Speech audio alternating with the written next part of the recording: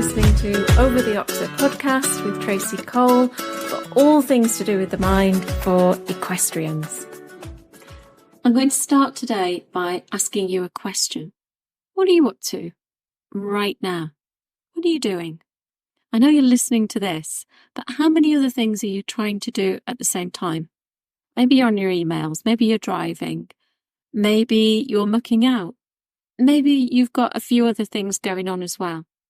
Are you multitasking?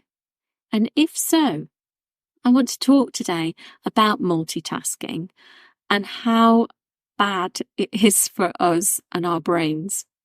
I know that it's so tempting if you've got a phone with you or some kind of device, even a computer.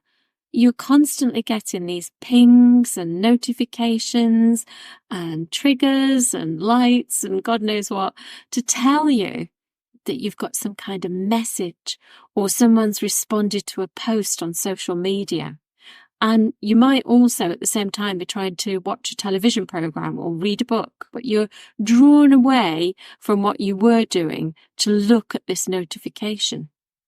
We often think of multitaskers as being incredibly efficient people who can just do 40 things at once, but it's absolutely not true. Human brains cannot multitask, or they can only do it for a very, very short, limited amount of time, and they don't do it very well. So we're actually doing ourselves a huge disfavour if we are trying to multitask. It's a massive alarm bell, if you like, in itself. It's a massive notification all of its own to stop multitasking. Because when we stop multitasking, you just do one thing at a time, or even better, you chunk activities together that are of a similar mindset. So for instance, if you were, let's say you were doing your accounts for your business and you were checking your bank balance, similar style of mindset. And so you could do those things back to back. But if you're hopping about from different things, that's also quite chop and change and difficult for the mind sometimes. What we can do by stopping multitasking and also thinking about putting similar activities together is that we not only improve our grey matter, so this is the thinking bit of the brain, but we also improve performance, relaxation, and our memories.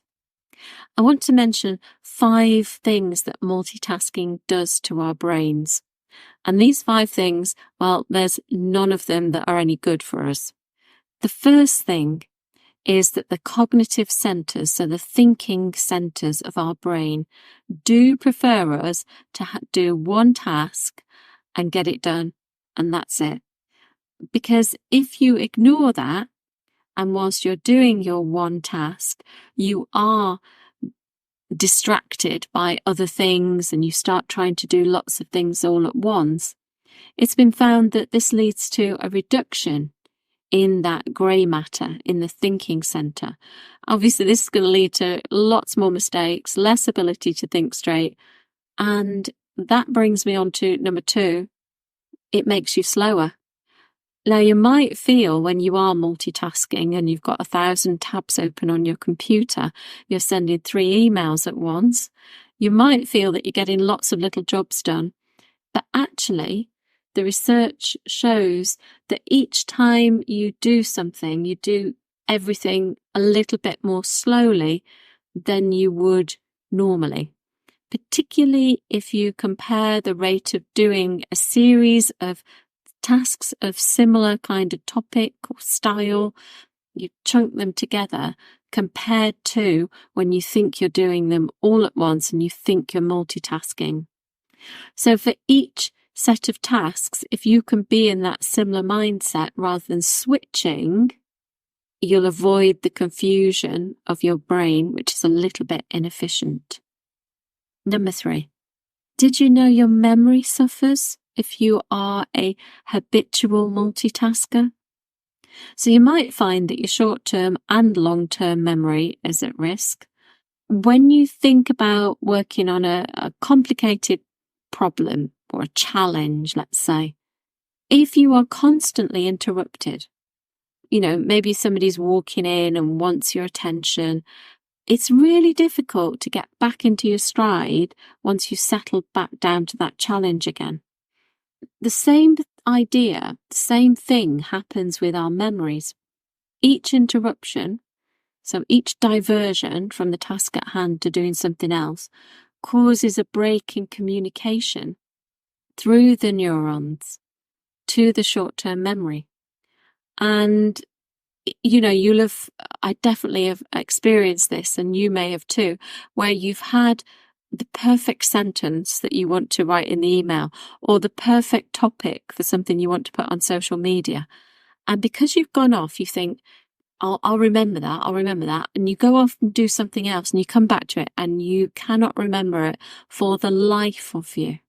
And it's that interruption, that staggered, if you like, neural pathway where you've interrupted the fine fluid communication through your brain.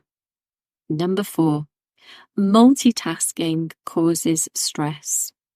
So there was a piece of research carried out by the University of California, and they had 2 groups of people. These were student volunteers, so they were quite young people. They were very used to notifications. The first group of students were able to access their email, but their emails were actually enhanced, if you like, by the study, which meant that they got audible notifications, they got visual notifications, so they were very, very aware when they got an email. The second group of students didn't have access to email. So looking at the heart rates of these 2 groups, there was a lot more stress in terms of elevated heart rate when the students who received an email, or they could receive an email, actually did receive an email. And they said that anecdotally, that because they were getting these notifications quite frequently, that they felt as though it was something that they must attend to. And in the study, they did something a little bit worse even, in that they then flooded the students with a stream of notifications. And they noticed then when they did that, then the stress levels really were more pronounced. Number 5, multitasking becomes a habit. So if you do it regularly, then you become more and more susceptible to it. It becomes your norm to break off from doing one thing and start another and get halfway through and do another one. And you fall into that trap more and more easily. And it becomes really unhelpful as a habit, because whatever you were meant to be concentrating on becomes less and less of a priority, and the interruptions become your priority. And each notification or each reminder that you get that you need to look at something or attend to something, that becomes a priority. But also, it means that the thing that you're meant to be doing goes down the ranking order, ends up the bottom of the pile. And I really do wonder if people who are procrastinators aren't truly procrastinators. It's just that they've set off to do this particular activity or task, but never quite completed it because they've always been focused on the distractions more than they've been focused on the task at hand. So what's really important to remember is that, first of all, we can't multitask. We're very bad at it. We're not able to do it very well at all. It's quite detrimental. And that multitasking, the phrase itself, was never used or never meant to be used for human behaviour.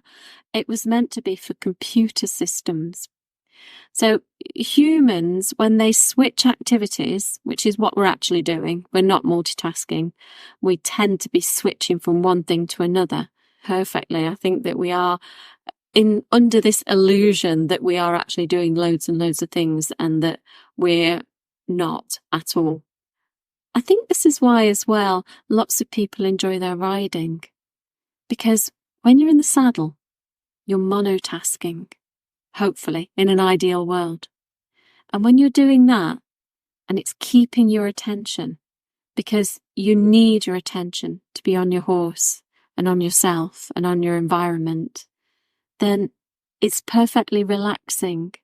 And this may be one of the reasons why equestrianism and other sports, like skiing or skating or diving and lots of team sports, are so good for our mental health, because it forces us into that single task. I hope you've enjoyed this episode of Over the Oxer podcast.